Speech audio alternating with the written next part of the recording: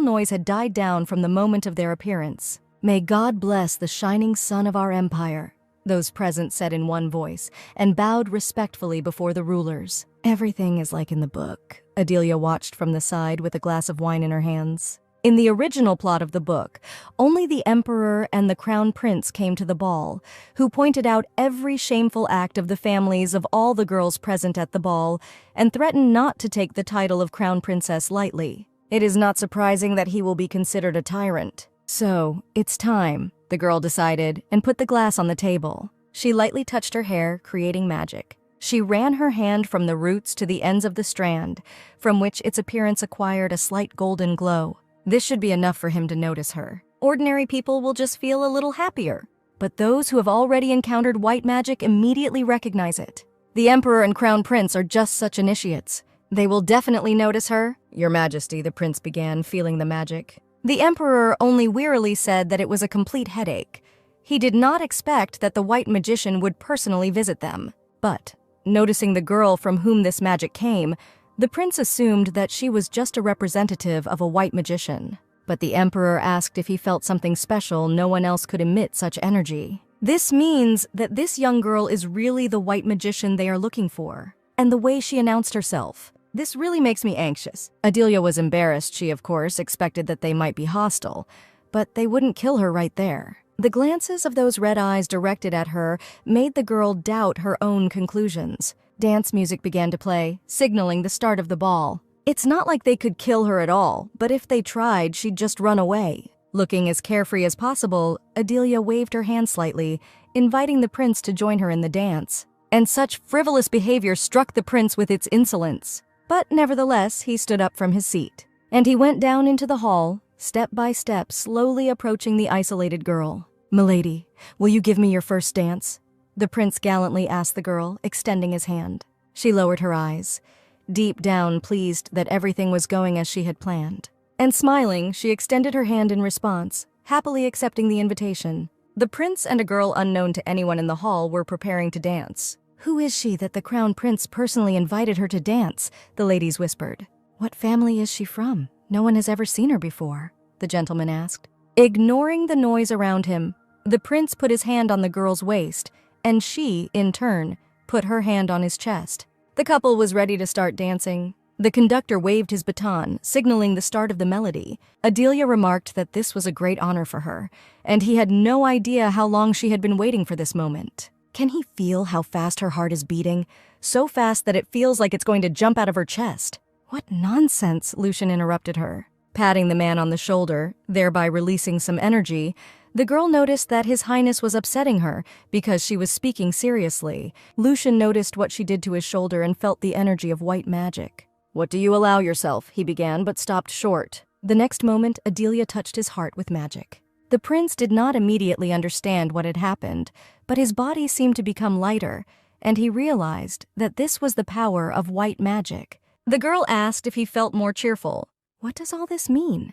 Lucian could not understand why she did this. Turning on all her feminine charm, Adelia languidly said that she tried very hard on her hair and asked if it turned out beautifully. As if not noticing her coquetry, the man dryly noted that he had seen something similar at an auction a few days ago. Turning around in the dance, the girl confirmed that they were stones of white magic. She had made them herself. Since she made them herself, then she really is a white magician.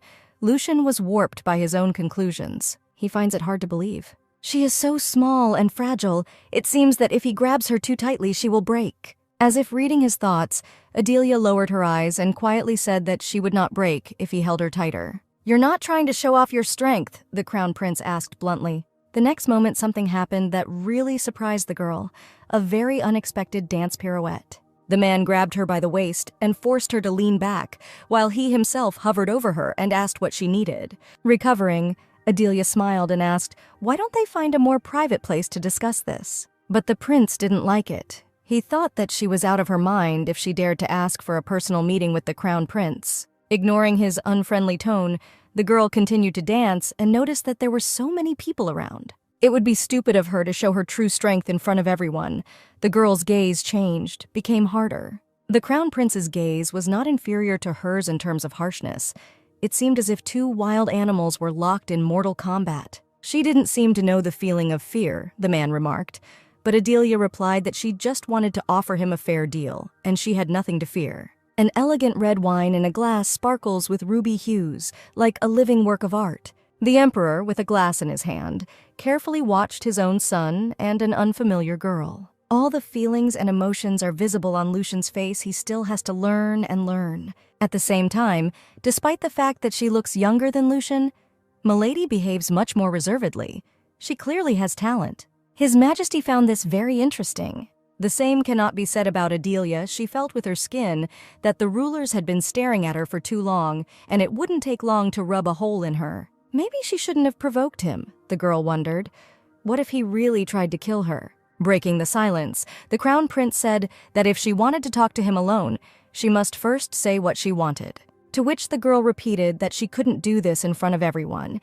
Even if she snuggled closer to him, someone would be able to read her words on her lips. She thought intensely that the melody would soon end, and she must convince him before that happens. Adelia assured the prince that he would not lose anything if he accepted her proposal. And she noticed that the dance was coming to an end. Could he really let her go so easily? With one last dance move, Lucian brought the girl back to earth. "Okay," said the prince, "I can also guarantee something." At these words, his expression hardened. If she tried to do something that he didn't like, her head would fly off her shoulders. Trying not to pay attention to the overt threat, Adelia smiled and asked to be invited to the reception when the music ended. "It's a pity that their dance was so short," the girl said, and thanked the prince with a bow. Lucian also regretted it, and took the girl's hand in his. Leaning slightly towards the girl, he raised her palm to his lips and solemnly asked to give him a little more of her precious time. He would like to invite her to the reception room. It would seem that the prince said this to the girl, but everyone around him heard, and immediately surprised exclamations echoed throughout the hall. "It would be an honor for me, Your Highness," Adelia said, blushing and looking down. Like a true gentleman, Lucian offered the girl his hand and volunteered to take her to the reception area. Having let the girl go ahead, the prince subtly shook his head, inviting the emperor to come with him, who in turn also subtly nodded his head. "The hero of the occasion has left, so there is no point in me staying," the ruler announced, rising from the throne. Then he left the hall with measured steps. As soon as the door slammed behind the ruler, there was a noise in the hall. Ladies and gentlemen were indignant. Who is this girl? Why has no one seen her before? Whose daughter is she? Maybe they know each other. But most of all, one girl in a colorful dress was indignant and even angry. She rushed to her father, demanding to know what it all meant, and why Adelia was dancing with the crown prince, and why she had received an invitation to the drawing room. Countess Vida also rushed to her husband, asking what this girl was up to. But the count thought deeply. He assumed that the best option would be to make Adelia the passion of Count Charles, but did not expect that the crown prince would like her. He thought she was a stupid simpleton, but it turns out she can be useful. If everything goes well with them, then the count himself will have a chance to get closer to the emperor.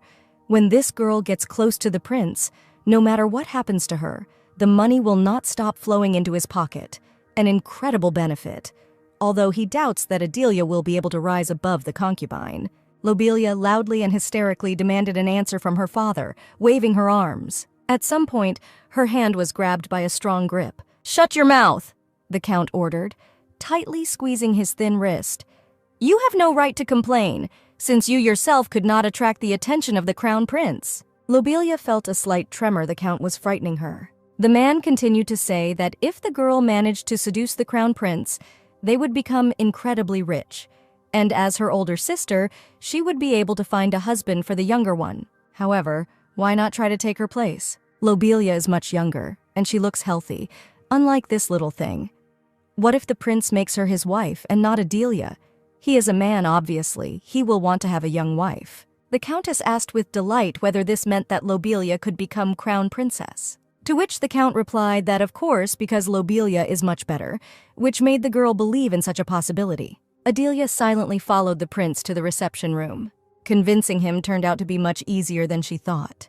And yet, we must not let our guard down in case he changes his mind and decides to kill her. After all, if a member of the imperial family found someone useless, he would not hesitate to get rid of that person. None of the people of this kind knows mercy, except for Princess Ariana, the girl thought. Having reached the large door, the prince announced that they were there and suggested they talk inside. The emperor was already waiting for them in the reception room. Noticing him, Adelia was very surprised. When the emperor managed to come here, this was what was read in her eyes. But having pulled herself together, she bowed elegantly, greeting His Majesty, and wanted to say that it was a great honor for her, but the emperor interrupted the girl. "Enough hypocrisy, sit down," the man said emotionlessly. The girl obediently agreed and sat down on the sofa opposite the men. She introduced herself as Adelia Vita, the eldest daughter of Count Vita, and also the head of a small company called Eileen. The emperor thought that their conclusions were true.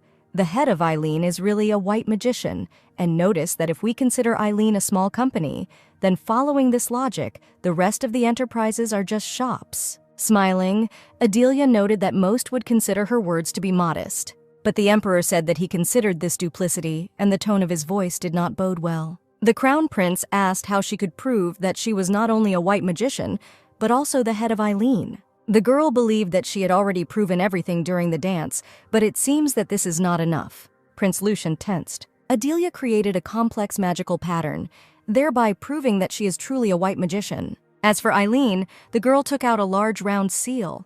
"That's enough?" she asked, moving the seal towards the emperor. The prince immediately recognized this object. This is the same seal that he saw in the report on Eileen. Noticing the silence of the rulers, she asked if she needed to provide any more evidence, but the prince was interested in why she decided to show up today, although she had been hiding for 3 years. "Say what you need," the prince said dryly, and Adelia realized that the time had come. Remaining calm, he asked His Highness to take her as his wife. Does she understand who she's talking to, and how dare she aspire to be the crown princess? Of course, Adelia understood, and she asks to become his wife for only 2 years. Lucian asked if she wanted to make a deal with him, and the girl confirmed that she needed the power that only the position of crown princess could provide, the power of support from the emperor's family. After 2 years of marriage, they will divorce, and the prince will grant her a title and some lands. Then the emperor intervened and asked if she understood that the title would mean that she would have to remain faithful until the end of her days.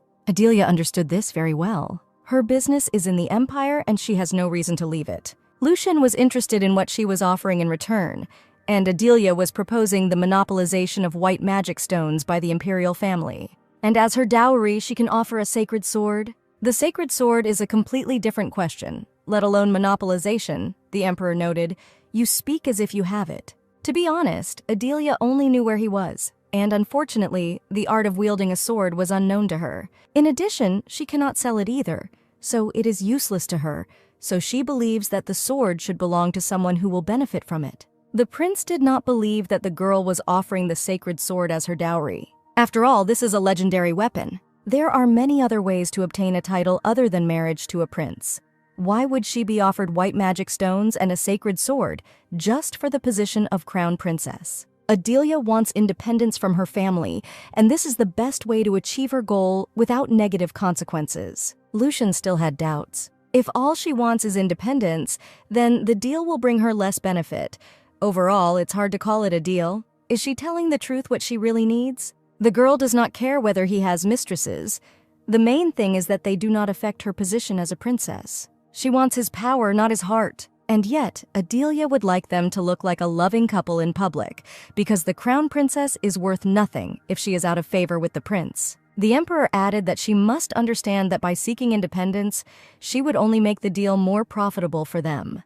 Why go that far just for the sake of power? "I want to destroy Vita's family." The girl's voice sounded muffled. The rulers were shocked by the girl's frankness. She wants to drag Vita's name through the mud. That's her whole motive? Lucian couldn't understand it in any way, because this was her family. But the wise emperor wanted to listen to the girl. Adelia said that her family brought her a lot of suffering. Therefore, she would like to take revenge on them personally, because the only person who can protect her is herself. Lucian had no plans to get married, so he doesn't lose anything, but still. Adelia nervously fiddled with her hands folded on her knees. The prince waited too long to answer. Had she really mentioned the white magic stones and the sacred sword too early? She doubted that the crown prince understood her situation. If he turns her down now, then her whole plan will go down the drain. She has no choice. She will have to show the prince her ace up her sleeve. The girl rose from her seat and unbuttoned her cape. "I think you will understand if you see it for yourself," she said. The men, involuntarily watching the girl begin to undress, were outraged by what she was doing, because she was a noblewoman. But Adelia did not listen to them, but threw her long hair to the side, revealing her back. And what they saw horrified them. Large